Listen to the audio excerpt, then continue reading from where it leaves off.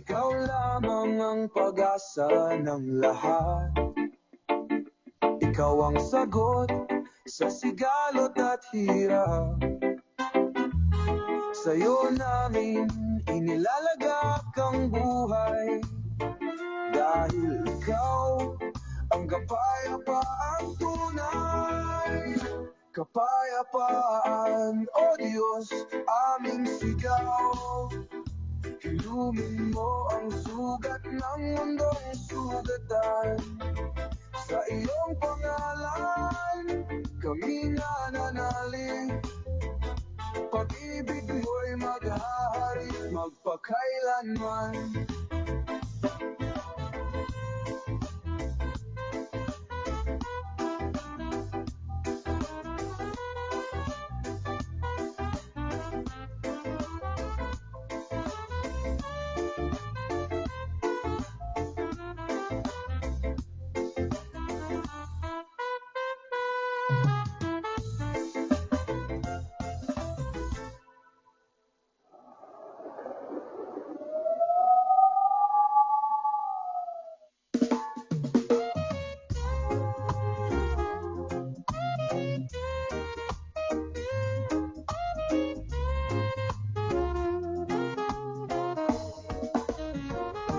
Bawat hakbang, bawat galaw, bawat pangarap na aking tinatanaw.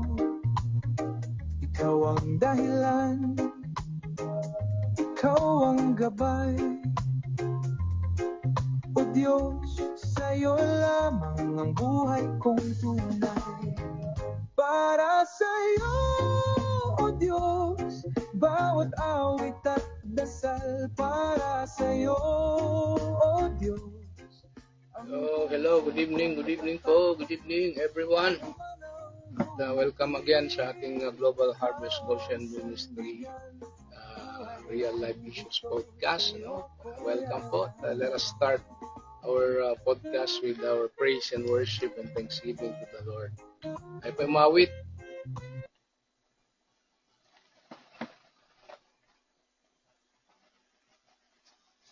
Waitin natin itong baba sa presensya.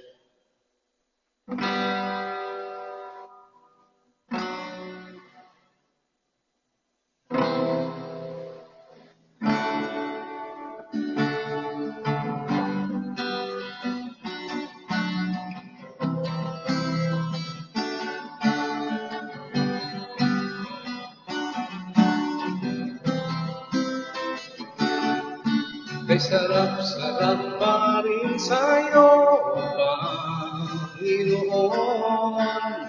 Ang mga pagpapalang ay buhos na buhos. Minsan ang ating kaaway, pilit natin natangay ang damdamin. At sa aming pagpupuri, ako'y lubos na tagumpay. Ang kailangan lang ay babad sa presensya mo, babad sa iyong salita, tulad ng isang usa na laging uhaw sa iyo. Amen. Isa pa, kay sarap-sarap pa rin sa iyo, Panginoon. Ang mga pagpapalang buhos na buhos. Minsan ang ating kaaway, pilit na tinatangay ang damdamin. At sa ating pagpupuri, ako'y lubos na tagumpay. Ang kailangan lang ay babad sa presensya mo, babad sa iyong salita, tulad ng isang usa na laging uhaw sa iyo.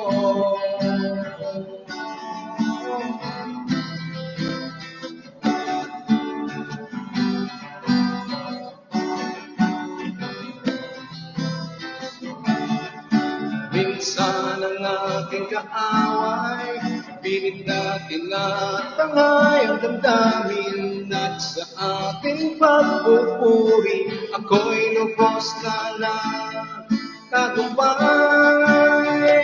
Ang kailangan lang ay bawat sa presensya mo, bawat sa iyong salita, tulad ng isang musa na laging uhaw sa'yo.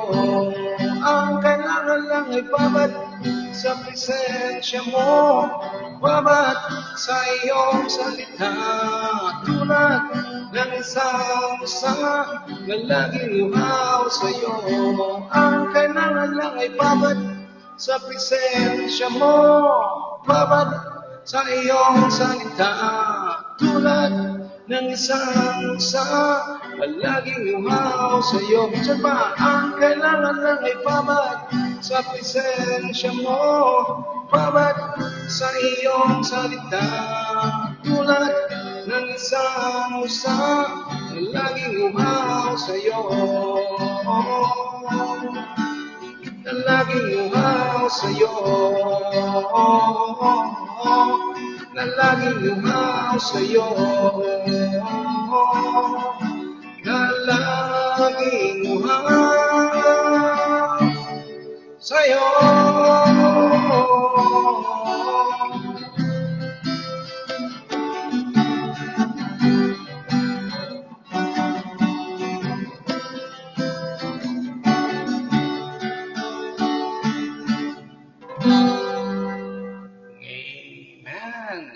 Awiting babad, no?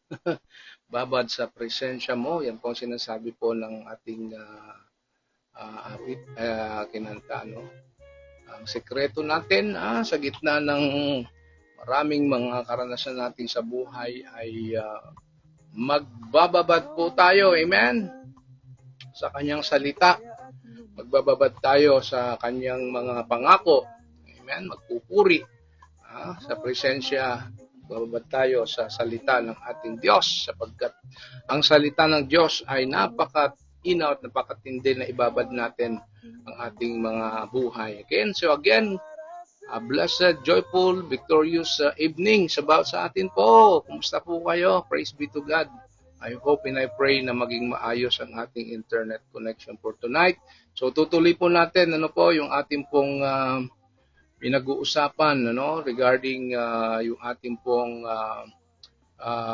ating pinag-uusapan about a time of crisis series, So tonight ay yung pong pangalawang episode natin ng a time crisis series, When Lies Shape a Nation. Yan po yung ating pag-uusapan, When Lies Shape a Nation. So pag-usapan natin ng isang mabigat pero mahalagang realidad. Yan, when lies shape a nation. Alam niyo po, mga kapatid, kaibigan, mga kababayan, sa panahon ngayon, parang ang hirap malaman kung ano nga ba talaga ang totoo.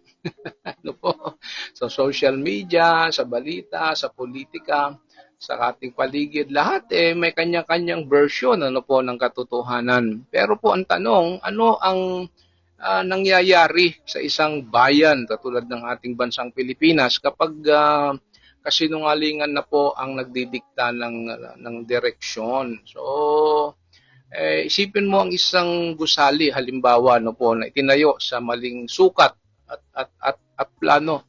Maaring maganda sa labas pero dahil mali ang pundasyon, unti-unti itong babagsak. Hindi ngayon pero tiyak na darating ang oras. Alam niyo po, ganyan din po ang nangyayari po sa bansa. Sa ating bansa, marahil na nabubuhay sa kasinungalingan. Kapag sinanay tayo na manahimik kahit mali, kapag mas pinili nating maniwala sa fake news kaysa sa katotohanan, ay unti-unti nating tinatanggap ang sira bilang normal at iyon ang nakakatakot kapag ang kasinungalingan po ay tabing natin nagiging normal, nagiging sistema at nagiging kasanayan o kultura, nakakatakot po yan po. So ating Bible reflection para po sa gabing ito sa ating pong episode 2 ng A Time of Crisis series, When Lies Shape a Nation, ay makikita po natin diyan po sa Isaiah 59 verses 14 to 15, no? Truth stumbles in the street and honesty has been outlawed, no? Ito pong Isaiah 59 verses 40-15, ito po ang larawan ng isang eksaktong lipunang bumagsak, no? Hindi dahil po sa kahirapan, kundi dahil po nawala po ang katotohanan. Kapag ang katotohanan po ay natanggal sa gitna, no? Bumabagsak po ang katarungan. Kapag ang katotohanan po ay pinatahimik, ang kasamaan ang umiingay. Pero kahit ganoon, may pag-asa na po dahil ang Diyos ay laging nagbabangon ng mga taong hindi natatakot magsalita ng totoo, no? Tulad ni Propeta Nehemiah, Daniel, at John the Baptist, at iba pang mga tauhan na ginamit ng Diyos sa Biblia, no? Mga ordinaryong tao na ginamit, sabi nga po ng Diyos, para po ibalik, no po, ang integridad sa isang nasirang bansa. So ano ang ating personal reflection at call to action, no, dito sa ating pag-uusap? Alam niyo po, mga kapatid, mga kaibigan, mga kababayan, no, tanungin natin po ang ating pong sarili, no? Ako ba ay bahagi ng solusyon o ng problema, no? May mga pagkakataon ba na pinipili kong manahimik para lang makaiwas sa gulo kahit alam kong mali? Ang krisis po ng Pilipinas ay hindi lang problema po ng gobyerno, no? Ito po ay pagsubok sa bawat konsyensya ng mamamayang Pilipino. No? Bawat sa po sa atin dito po ay kasama tayo dito sa problemang ito, no? Ang pagbabago po ay hindi magsisimula sa gobyerno, sa ating mga leaders o pagpapalit-palit man ng mga leaders. No? Magsisimula ito sa puso natin, no? Kapag pinili nating manindigan po sa katotohanan kahit walang pumapalakpak, hindi tayo pwedeng manatiling tahimik kapag ang kasinungalingan na ang bumubuo ng kwento ng bansa. Because, silence in the face of lies is also a form of agreement. No? Silence in the face of lies is also a form of agreement. So, ano po encouragement and prayer natin sa ating pong podcast for tonight about when lies shape a nation. Okay, so alam niyo po, ang magandang balita, may good news naman, no? Ang Diyos ay hindi natatalo ng kasinungalingan. That's a big good news, no? Ang Diyos ay hindi po natatalo ng kasinungalingan. The truth may stumble, but it will never die. God's word will always rise again. Kaya yung kinanta natin, babad sa presensya mo, no? Babad sa iyong salita. No? God's word will always rise again. Ibig sabihin, kaya kung ikaw ay napapagod, nalilito, o nadidismaya marahil sa sitwasyon ng ating buhay, ng ating paligid, ng ating pamilya, ng iyong ministeryo at ng ating bansa at maging sa buong mundo. Kaya alam nyo, cling to the word of God's word. Yan, magbabad sa salita ng Diyos. Huwag kang sumuko. Amen? Huwag kang sumuko sa liwanag kahit napapalibutan pa ito ng dilim. So, ano po ang illustration natin ito sa when lies shape a nation? No? Isang araw, okay, may itinayong malaking pader sa gitna ng syudad. Sabi ng mga leader, para ito sa inyong proteksyon, no? Para sa inyong kapayapaan. Kaya naniwala naman ang mga tao doon sa mga pangako at sabi ng mga leader. Pero habang tumatagal, no, napansin nila hindi na sila makalabas. Ang pader pala na ginawa ng mga leader, akala nila ay proteksyon, naging kulungan pala. Alam nyo, ganyan din ang nangyayari, no po, kapag ang isang bansa ay hinayaang kasinungalingan ang magdikta ng direksyon, kapag mas pinakinggan ng mga tao ang propaganda kaysa sa prinsipyo, alam niyo, ang takot kaysa sa katotohanan at ang chismis kaysa katwiran, unti-unti tayong nakukulong po sa ilusyon. So, ang kasinungalingan po ay parang pader, no? Sa simula, parang proteksyon, pero sa huli, ito pala ang nagkukulong sa atin, no? Kahit magmukhang maayos sa labas ang isang lipunan, pero kung ang pundasyon ay kasinungalingan, anak ko, guguho pa rin po ito. Kaya po sabi po sa Isaiah 59 verses 14 to 15, no, paalala po sa atin, truth stumbles in the streets and honesty has been outlawed. Yes, ano po, truth is gone and anyone who renounces evil is attacked. Ito po ang larawan no po ng isang lipunang bumagsak dahil sa kawalan po ng katotohanan. Pero po may pangako po ang Diyos sa atin. Amen? Sabi doon sa John 8:32, and you will know the truth and the truth will set us free. So ano po ang reflection natin dito sa anong kinalaman nito sa ating sitwasyon sa ating bansang Pilipinas? Alam niyo mga kababayan, mga kaibigan, hindi ba't ito rin ang naranasan ng ating bansa ngayon? Maraming fake news ang kumakalat, maraming twisted truths ang pinaniniwalaan. Minsan, mas mabilis pang kumalat no po, ang kasinungalingan kaysa katotohanan. At habang hinahayaan nating masira ang katotohanan, unti-unti ring nasisira ang ating pong pagkakaisa, ang ating pong pananampalataya, at ang ating tiwala sa isa't isa. Pero tandaan po natin, no po, ang pag-asa po ng bayan ay hindi sa mga leader, hindi po sa pagpapalit-palit ng leadership ng ating gobyerno, kundi sa katotohanang nagmumula po sa Diyos. Kasi po, kapag ang puso ng mamamayang Pilipino po ay marunong magmahal sa katotohanan, alam nyo, doon nagsisimula ang tunay na pagbabago. No? Truth doesn't just set individuals free, it sets nations free. Amen?